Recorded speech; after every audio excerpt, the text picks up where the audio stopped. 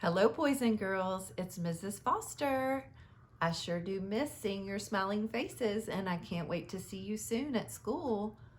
But tonight, I have a very special book for you, and this book is called Bear Snores On. This book is written by Karma Wilson, and the pictures are by Jane Chapman. Before I read this book to you, I want to tell you a little bit about it. In this story, a hare, a mouse, a wren, that's a little bird, a raven, badger, gopher, and mole are having a party in Bear's lair. His lair is his home. That's where he lives. And Bear is sleeping through the whole party until a tiny piece of pepper gets into his nose. And we all know pepper can be hot. I wonder what's going to happen to Bear when that pepper touches his nose. And oh my goodness, what is going to happen when that bear wakes up from his winter nap? Let's find out. Bear Snores On. In a cave in the woods, in his deep, dark lair, through the long, cold winter sleeps a great brown bear. Cuddled in a heap with his eyes shut tight, he sleeps through the day, he sleeps through the night. The cold winds howl and the night sounds growl, but the bear snores on. An itty-bitty mouse, pitter-pat, tiptoe, crawls in the cave from the fluff cold snow. Mouse squeaks, too damp, too dank, too dark, so he lights wee twigs with a small hot spark. That little mouse made a tiny little campfire. The coals pip-pop and the wind doesn't stop, but the bear snores on. Two glowing eyes sneak peek in the den. Mouse cries, "Who's there?" And a hare pops in. "Ho, Mouse," says Hare, "long time no see." So they pop white corn and they brew black tea.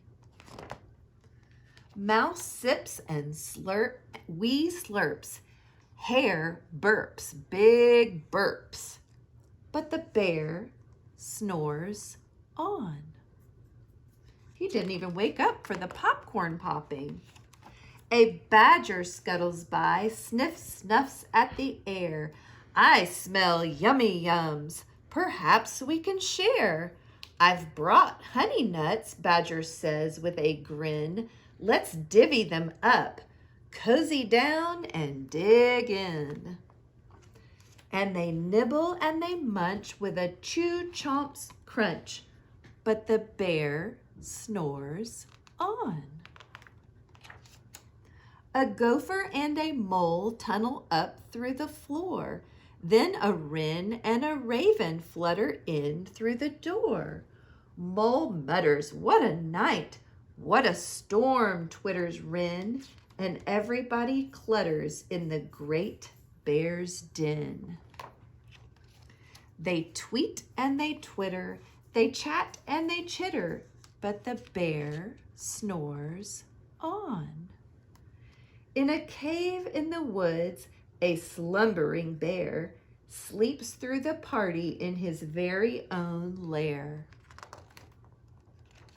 Hare stokes the fire, mouse seasons the stew, then a small pepper fleck makes the bear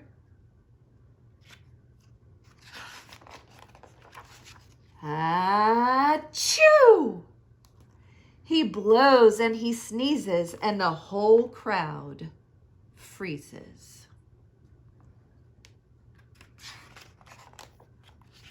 And the bear wakes up. Bear gnarls and he snarls. Bear roars and he rumbles. Bear jumps and he stomps.